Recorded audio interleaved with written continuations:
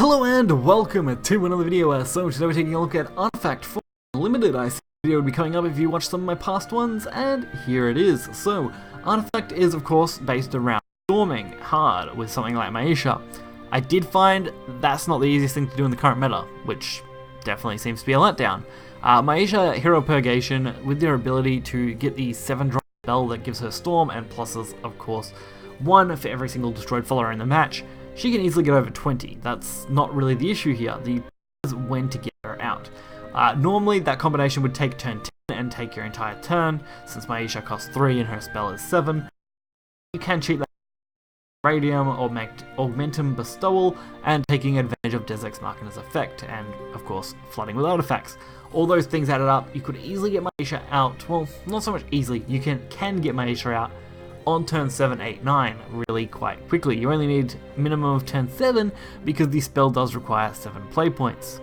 So now that that part of course is out of the way, if you guys didn't already know that part, this deck struggles with that fact. Getting to that 7 play point mark, having a spare Evo, which you do have to hold one for this deck, and running any other card slows you down too much, and then being able to take advantage of the spell as well, I just didn't find that easy. And out of everyone I played against, I'd played a few games of this and won not a great number of them, but a lot of the Portal players I come across were running into very similar or the same issues, mostly winning off just board flood, and that's the direction I decided to take when playing this deck now, is mostly focus on the board flood, focus on the storm, have the Maisha as an alternate potential win con and not as your primary win con. I usually will use her to supplement my hand or supplement my board if I find a chance to use her, but I won't fret about wasting that Evo to protect myself. That is basically what I've decided to run this deck on, so we are going to get right into this and check it out. So kicking off game 1 for Portal here is not a bad matchup to show off, because Hayden can be one of the trickier ones.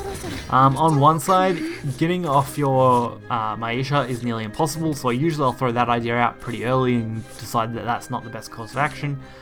Dealing with big boards can be difficult as well because you're wasting a lot of resources, but Portal is one of those decks where wasting resources actually isn't as big a deal once you do get something like Des Ex Machina, which we do have in our hand, onto the board.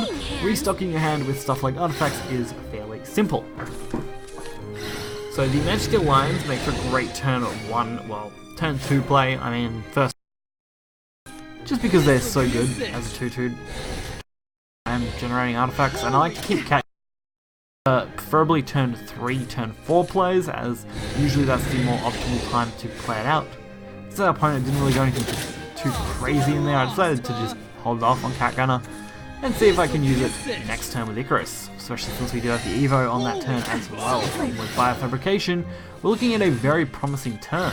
And if I actually played all this super correctly, I'm sure we could actually pull off the Acceleradium play with the Biofabrication play and the Icarus play if we wanted to use our Evo, and we could have made it much better than what I'm making it here, which of course would have been great.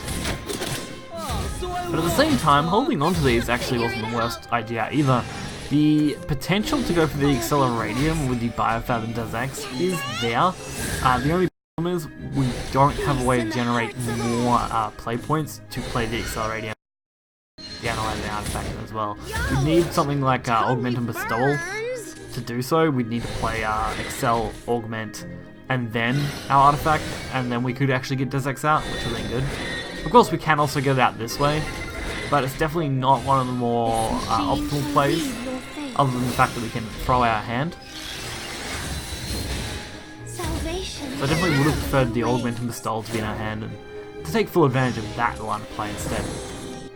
Although since we throw our hand away, I guess it doesn't make much difference, so there's that. So they got their Gem Princess, they have their Elena out. We don't have a lot we can do against the Elena as far as that goes. We have no removal for it. Hold ourselves and try and push as much as we can to remove followers, and try and win just based on low cost followers and board presence and slipping in any kind of damage we can. And that's not actually a bad strategy. It does take some time, and it's definitely not focusing in the wall, but it works. End of the finish line usually. So we don't have any reason to worry about anything here. I could actually use the biofab and analyze and then of course generate stuff, but I decided to hold on to them since they do already have the arena up. They're probably going for more cards. Anything they play from now is a huge risk to us, especially as you just saw there, mass board wipe. So I decided to hold on, not lose our hand, set up for next turn, get ourselves a nice board going. And now I just need to manage to, and I really should have played Augmented Bestowal there. I made a huge error in not playing it late, so we missed out on a potential draw and play point value there. And now all I can really do is throw in this hand and hope for better.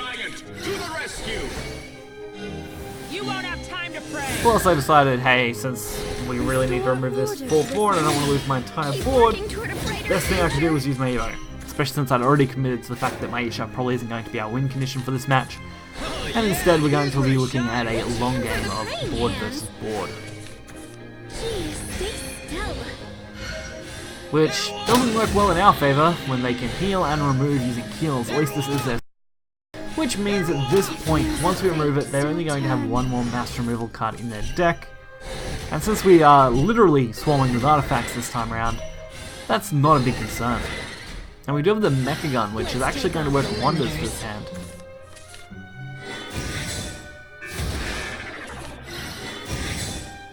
So I think Magna wasn't usable there just because it didn't have enough damage on it yet. If it was usable, then I definitely made an error, but I don't think I had double cost reduction on, double cost on it, giving us at least 2 damage, which would have been the optimal play. At that point, I think. You might say, we're actually playing it probably would cost us too much. Either way, we removed their whole hand, set up our Magna Giant, and got a nice 5/5 ward out of it. Along with a brand new hand. It also has Augmented Bestowal, so we're looking at an absolutely insane setup here. There's the Alexia. Sorry. Ooh. This is definitely the situation we wanted. I did end up getting the Maisha, so if we did have the Evo, I probably could have went for it, but of course being blocked out by the amulet presence wasn't going to help us much anyway. All I can do now is chip in damage wherever I can and deal with what they're playing. I also want to avoid being in resonance this turn because this hand is absolutely nuts and I really don't want to lose everything in it, so meta production is going to save us for sure here. Even if it means leaving up this 3/3 to get even bigger. But we've limited our opponent down to pretty minimal cards, and this Holy Bowman is really all they've got as far as removal now, so once that's going to be gone next turn through these artifacts, we should have a straight shoot all the way through. With no evos, no mass removal, and basically limited healing options as far as hand size goes, our opponent doesn't really have much of a chance to make a comeback. At least from my perspective here. It did take a bit to get them to this point, but once we did, it was definitely going to be able to work in our favour. So I decided to go for the high end now, since we're looking for damage, primarily. And we do need to get our Rush Acceleratium down.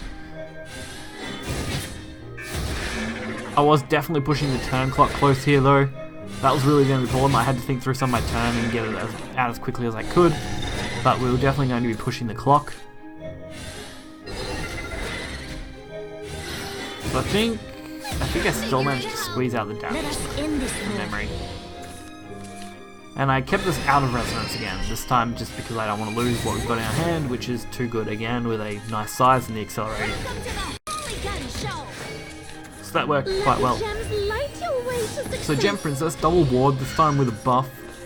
Double buff even, because of course repair mode. Plus the end turn heal.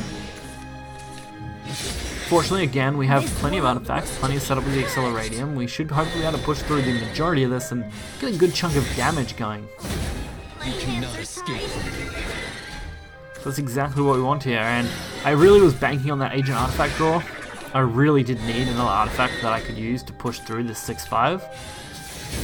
So So getting them and getting back-to-back ancients, although most of our deck is artifacts at this point, or other kind of rush cards like this Cat Gunner, I still had to take a chance. It definitely wasn't going to be a straight up just, oh, I win.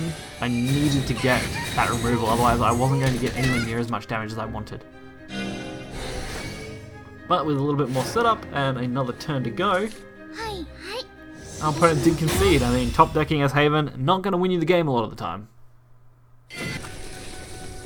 And so while that was quite a long game, and the video is already over 10 minutes, hopefully you guys can at least enjoy this forest game, which I think from memory is a little more relaxed, as overall it wasn't too crazy and it kind of ended a little prematurely. I think the opponent definitely had a little bit more of a chance, but gave up a little too soon. Plus, I mean, going up against Elena and then Roach Forest back to back, as far as for this video, definitely made for some crazy wins for this deck. Things that I shouldn't have really been able to pull off, to be honest. So of course, good early 2-drop. Opponent didn't go for anything, which is a good sign. Good sign when they play nothing. No news is good news.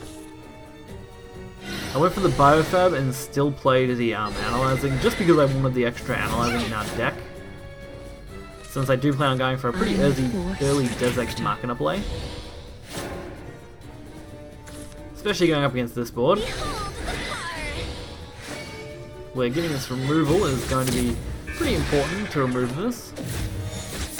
Life's fate is thus. But they were definitely forced into a corner. They hadn't been able to get their roaches bouncing started yet, which is really bad. They didn't even get their Liza play, so they were forced to play Ancient just as a ward, and that is not a good spot.